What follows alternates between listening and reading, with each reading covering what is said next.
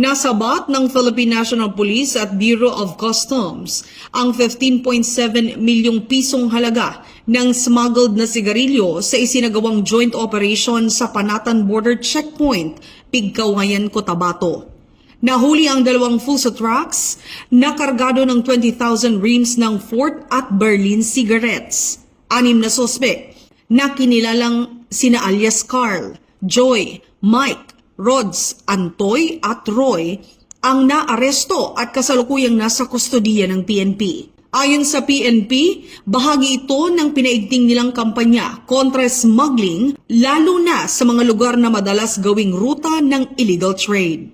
Ang operasyon ay naisakatuparan sa bisa ng intel-driven enforcement, mas mahigpit na border monitoring at aktibong koordinasyon sa ibang ahensya ng gobyerno. Pinuri ni Police Lieutenant General Jose Melencio C. Nartates Jr. ang mabilis at maayos na aksyon ng mga operatiba at muling iginiit ang determinasyon ng PNP na ipagtanggol ang mamamayan at ekonomiya.